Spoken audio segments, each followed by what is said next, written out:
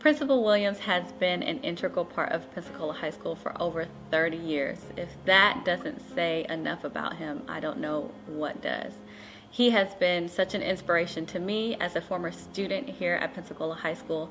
I've had many interactions with him that were just something that really pushed me to be my best.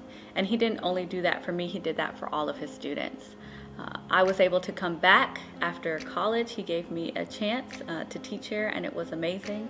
I had to leave, and when I came back again into the area, he gave me another chance to become a teacher and now an administrator. It has been such a pleasure. He is a man of integrity. He is a man of vision, a man who is continuously learning, and he is an inspiration to me and so many others, and his legacy will definitely stand the test of time. So I didn't have the benefit of growing up in Pensacola, so I got to meet Mr. Williams late in life. And 5 years ago, I was appointed as assistant principal at Pensacola High School when he was here as the principal. And my first interaction with him was, I was told by the superintendent, this is the position you got, and I came over and met with him.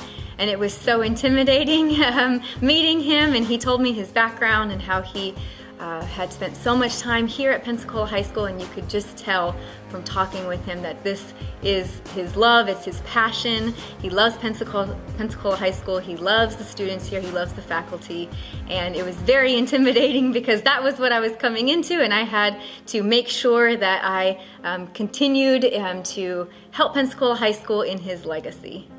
He is just such a great leader, and the students and teachers benefit from having him here at Pensacola High School. He truly is a step above the rest. Wow. When I think about the impact that Principal Williams, I knew him as Coach Williams as a student. When I think about the impact that he's had at Pensacola High School over the last 35 years, it is amazing. He is truly a part of our history at Pensacola High School. He got to Pensacola High School in 1973. That was well before many even teachers at our school were born. And he has spent his entire life trying to impact this school, and he certainly made a difference. I have a personal story to share. When I was a ninth grader here, Coach Williams, he was my football coach. And he really had a big impact and put me on the trajectory of going to college and also becoming a teacher and a principal. So he certainly had a big impact in my life. And there's so many students over the years, many of your parents, many of your grandparents almost, were either colleagues, community members with, or was impacted by Coach Williams, Mr. Williams in the community. So as a student, as a teacher, as an administrator, and as a mentor, and as a leader, I just can't think of a better person to be presenting to you guys today about his history. So we hope that you enjoy this presentation of Principal Williams. And again, he is certainly the embodiment of being a step above the rest with the legacy that he's had at Pensacola High School.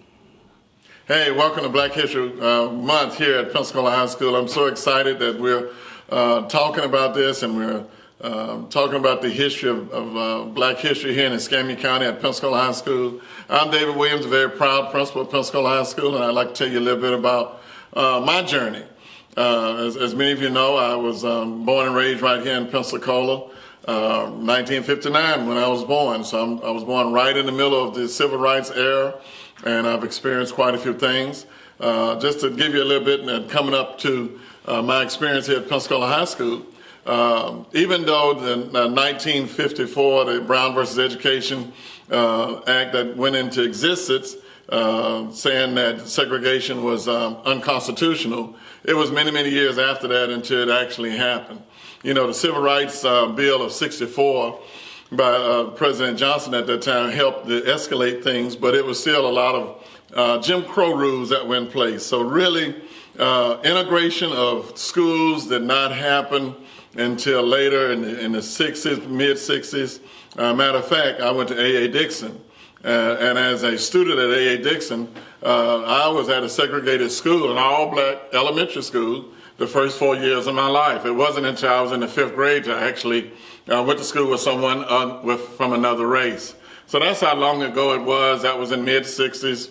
And coming up until the time when I was living here in the 60s and 70s, growing and experiencing all the demonstrations that were going on, the Vietnam War, all those things had impact on my life. And so my oldest brother was a Vietnam veteran. And so I can remember that era very vividly in my mind, and I can remember all of the riots. Matter of fact, one of the most historical riots happened right here in Escambia County.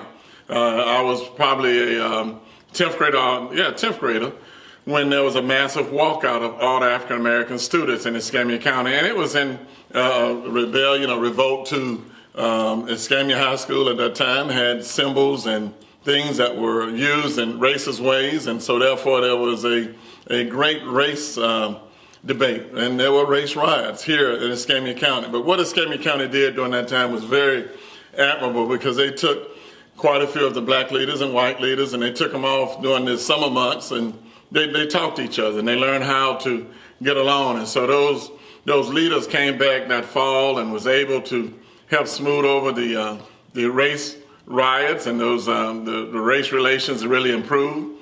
But it's still a long way to go, and for me to be principal here at Pensacola High School, which at one time was a predominantly white high school, and it's pretty significant for me to be principal, because at one time this wouldn't have been possible.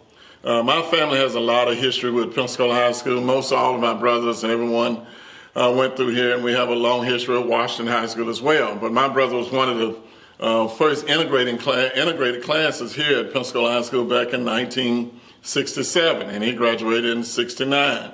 And another brother graduated in 73. I graduated in 77, and my younger brother graduated in 81. So I have a lot of history here, and we've seen a lot of changes. Matter of fact, the first African-American teacher that taught here, Ms. Robinson, was my 9th grade English teacher. And so the history of that we see here at Pensacola High School, the black history that we see here, we've seen quite a few changes, and we experienced the integration, we experienced desegregation, and I was a part of that. And people think it was a long time ago, but it hadn't been that long ago, because you're looking at a person who experienced being at a segregated school for the first 4 years of my schooling. And so now we move forward now. I think we've been very progressive here at Pensacola High School, and we're talking about black history, and we're honoring those people who have did things in black history. And I'll say this, my father was a politician here in the Escambia County system. He was the first African-American appointed and elected city councilman of the modern era. And there is a area in Pensacola that's named after him, up under the 110 Bridge is named after my father, Hollis Williams, in honor of him being that first African-American city councilman appointed and elected government official for our city. So I just thank everyone who has put this together.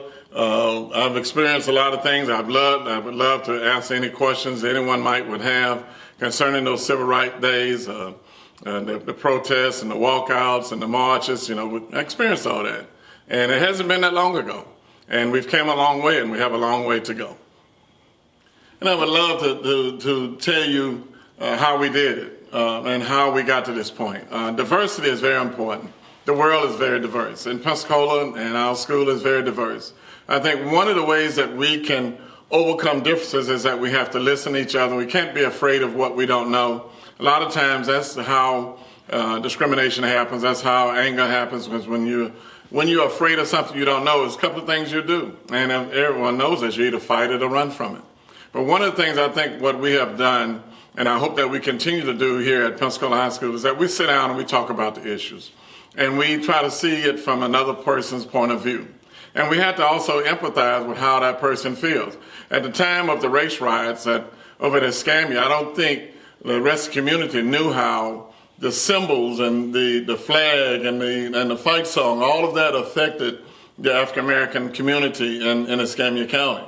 And it wasn't until we actually sat down and talked about it and realized how it made other people feel to where we really understood where it was going. So I think if we continue to do this at Pensacola High School and for years to come, if we just can sit down and talk with each other, have empathy for each other, listen to each other's concerns, I think we always can come up with a solution, because diversity is what our world is made of, and it's what has made Pensacola High School such a strong place to be, and such a great school and a great institution of learning.